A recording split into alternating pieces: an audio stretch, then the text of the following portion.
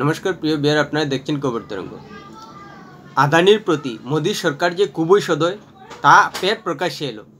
All India bank employees association এক বিবৃতিতে জানিয়েছে যে দেউলিয়া আদালতে 10টি কোম্পানি ঋণে জর্জরিত ছিল এবং সেই ব্যাংক কোম্পানি আদানি গোষ্ঠী অধিগ্রহণ করায় প্রায় 45,000 কোটি টাকা ঋণ মকুব করতে বাধ্য হয়েছে ব্যাংকগুলি। আর এতে ব্যাংক ইউনিয়ন যে রুষ্ট তাই তারা প্রকাশ করেছে।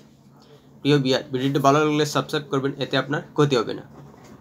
সত্যি ভারতের রাজনৈতিক দলগুলো, বিশেষ করে রাহুল গান্ধী এবং জয়রাম রমেশ যেভাবে মোদির উপর আদানি এবং আম্বানির প্রতি সদয় থাকেন এবং বিভিন্নভাবে সাহায্য করেন, সেই অভিযোগ করেন, তা কিন্তু বারবার প্রকাশ্যে আসছে। এবার যে 10 কোম্পানি আদানি গোষ্ঠী অধিগ্রহণ করেছিল, সেই 10 কোম্পানি আদানি গোষ্ঠী অধিগ্রহণ করায় প্রায় 45,000 কোটি টাকা ঋণ মকুব করা হয়েছে। অর্থাৎ 10টি কোম্পানির ঋণ ছিল 61,832 কোটি টাকা, আর মাত্র 15,977 কোটিতে রফা করতে বাধ্য হয়েছে ব্যাংকগুলি। আর এতে ব্যাংকগুলি রুষ্ট হয়েছে যে প্রায় 45,855 কোটি টাকা ঋণ মকুব করতে হয়েছে ব্যাংকগুলিকে, যা ব্যাংকগুলির ক্ষতি বলা যায়। আর এটা যে কেন্দ্র সরকারের চাপেই করতে হয়েছে ব্যাংকগুলিকে, সেটা পরিষ্কার। সেই প্রসঙ্গেই উঠে আসে যে গত 5 বছরে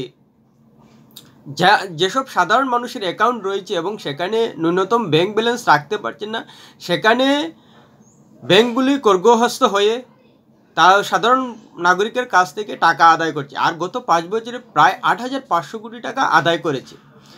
অর্থাৎ দেখা যাচ্ছে যে আদানি আম্বানির জন্য সরকার সদয়হস্ত, তাদের হাজার হাজার কোটি টাকা ঋণ মকুব করা দেওয়া হচ্ছে, কিন্তু সাধারণ মানুষের কাছ থেকে 100, 500, 1000 টাকাও ঋণ মকুব করছে না। সেটা ব্যাংকের নিয়ম করতেই পারে, কিন্তু এভাবে হাজার হাজার কোটি টাকা ঋণ মকুব করে দিয়ে সরকারের আদানির প্রতি আম্বানির প্রতি যে সদয় মানসিকতা, তা নিয়েই মানুষের মধ্যে অসন্তোষ যে সরকার শুধু আদানির প্রতি সদয় থাকেন। সাধারণ মানুষ যে কষ্ট করে চলতে হচ্ছে, কিন্তু সাধারণ মানুষের প্রতি সরকার সদয় নন, বরং খড়গহস্ত, যার কারণে ব্যাংকগুলোকে সাধারণ মানুষের কাছ থেকে পেনাল্টি হিসেবে টাকা আদায় করতে হচ্ছে।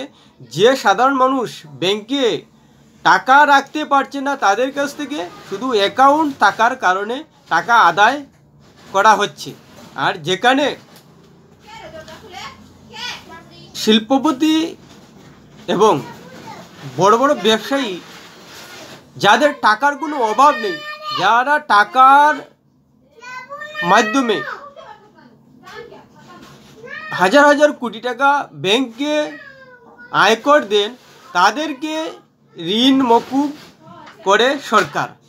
সে নিয়েই দেশের জনতা রুষ্ট এবং বিরোধী দলগুলো রুষ্ট, কিন্তু সরকার তাদের কথায় যে কান দেয় না, সেটাই কিন্তু আবার প্রমাণিত হলো যে 10টি কোম্পানি ঋণখেলাপি হয়ে রয়েছে, তবুও আদানি সেগুলো গ্রহণ করায় মাত্র 15,977 কোটিতে কিনতে বাধ্য করেছে, আর ব্যাংকগুলো ঋণ মকুব করতে বাধ্য হয়েছে। এতে একটা কথাই পরিষ্কার হয়ে যাচ্ছে যে বিরোধী দলগুলো যেভাবে মোদী সরকারকে বলছেন যে তারা শিল্পপতির প্রতি সদয় এবং শিল্পোদ্যোগ এবং শিল্পপতিদের প্রতি বা শিল্পবান্ধব সরকার, সেটাই কিন্তু প্রমাণ হয়ে যাচ্ছে। অর্থাৎ এই সরকার শিল্পপতির বন্ধু, শিল্পপতির সহায়ক, সেটাই কিন্তু বারবার প্রমাণ হয়ে যাচ্ছে। না হলে এভাবে 10টি কোম্পানি ঋণে জর্জরিত, কিন্তু আদানি অধিগ্রহণ করার পরেই সরকার এভাবে সহযোগিতা করতো না। আদানির কিন্তু টাকার অভাব নেই, সে পুরো টাকা দিয়ে 10টি কোম্পানি কিনতে কোনো অসুবিধায় পড়তেন না, কিন্তু সরকার সেই 10 কোম্পানি আদানিকে দিয়েছেন মাত্র 15,977 কোটি টাকায়। এতে অবশ্যই সাধারণ মানুষ যারা সরকারের কাছ থেকে ন্যূনতম সুবিধা পেতে গেলেও অনেক কাঠখড় পুরাতে হয়, যদিও তারা সরকারকে বিভিন্ন মাধ্যমে ট্যাক্স দেন, কিন্তু সরকারের কাছ থেকে ঋণ মকুব নয়, শুধু কিছু সুবিধা আদায় করতে যেভাবে রীতিমতো কাঠখড় পুরাতে হয়, সেখানে যখন শিল্পপতিদের এভাবে হাজার হাজার কোটি টাকা ঋণ মকুব করা হয় তখন সত্যি চোখে লাগে। শিল্পপতিদের, ব্যবসায়ীদের তো টাকার কোনো অভাব নেই, তাহলে তাদেরকে এভাবে হাজার হাজার কোটি টাকা মকুব করে জনতার মধ্যে এভাবে চোখে লাগা কাণ্ড কেন করছে সরকার, সেটাই কিন্তু বিরোধী রাজনৈতিক দলগুলো বারবার প্রশ্ন তুলছে। কিন্তু বিরোধী রাজনৈতিক দলগুলো সরকারের এভাবে শিল্পপতির প্রতি সদয় এবং শিল্পগোষ্ঠীর বন্ধু সরকার বলে প্রতিপন্ন করার পরও সেটা যে জনগণের মাঝে নিয়ে যেতে পারছে না, সেটা কিন্তু বড় প্রশ্ন হয়ে রয়েছে। না হলে অবশ্যই যদি সেটাকে বৃহৎ আকারে মানুষের মাঝে নিয়ে যেতে পারতো বিরোধী দলগুলো, তাহলে কিন্তু ভোটের বাক্সে একটা প্রভাব পলতো, কিন্তু সেটা বিরোধী দলগুলো করতে পারছে না, যার কারণে ভোটের বাক্সে সেভাবে সেই প্রভাব পড়ছে না। অথচ আমরা দেখতে পাই যে শুরু থেকেই মোদী সরকার আদানি আম্বানির প্রতি সবসময় সদয় হয়ে এসেছেন। তার শিল্পপতিদের টাকার কিন্তু কোনো অভাব নেই, কিন্তু তবুও তাদেরকে হাজার হাজার কোটি টাকা ঋণ মকুব করা দেওয়া হয়।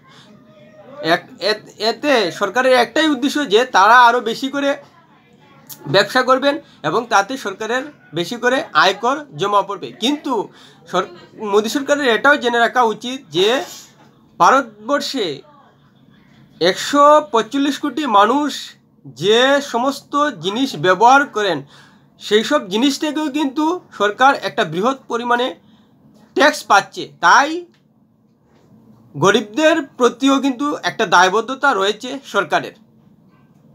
সেটা যতদিন পর্যন্ত মোদী সরকার না বুঝবেন ততদিন পর্যন্ত এভাবেই চোখে লাগা ঋণ মকুবের ঘটনা ভারতবর্ষকে দেখতেই হবে। ভিডিওটি ভালো লাগলে লাইক শেয়ার কমেন্ট করবেন।